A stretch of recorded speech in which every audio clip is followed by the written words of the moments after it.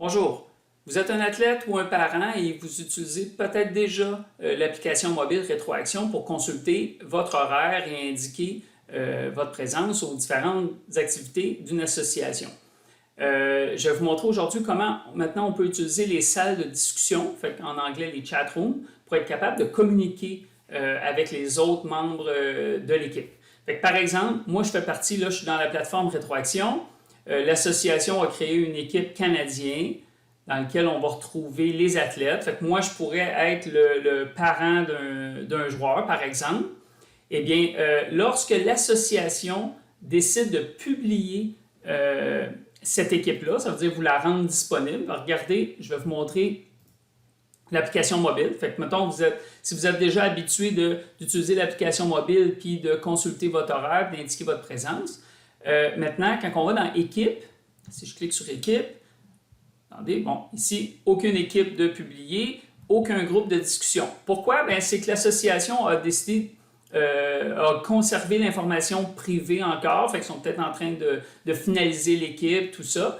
Mais à partir du moment où l'association décide de publier l'équipe, ça veut dire la rendre disponible aux athlètes et parents. Je vais juste mettre une date dans le passé pour que ça s'active tout de suite.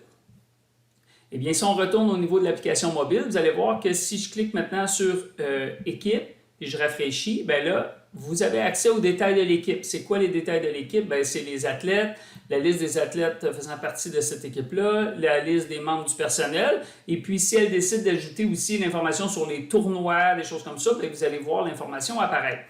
Ce qui est nouveau, c'est maintenant les salles de discussion. Si je rafraîchis ma page, je vois que j'ai deux salles de discussion. C'est les chat rooms.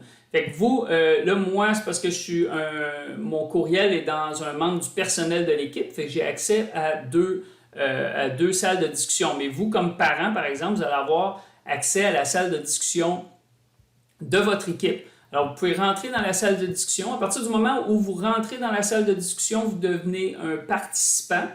Et puis là, vous allez recevoir les messages, les notifications, et vous allez pouvoir répondre aussi. Si vous cliquez en haut à droite sur les petits bonhommes, là, ça montre justement les personnes qui ont rejoint cette salle de discussion-là à date. Si j'écris un message, je sais que telle personne ces personnes-là vont le recevoir.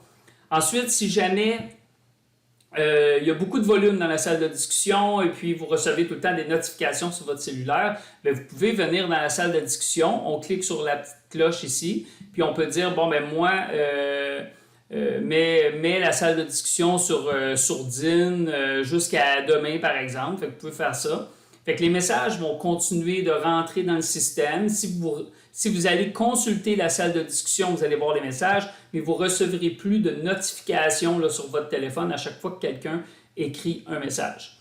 Alors, c'est tout ce que vous avez besoin de savoir. C'est comme ça qu'on utilise les salles de discussion. Alors, sur ce, je vous souhaite une bonne fin de journée et à bientôt. Merci, au revoir.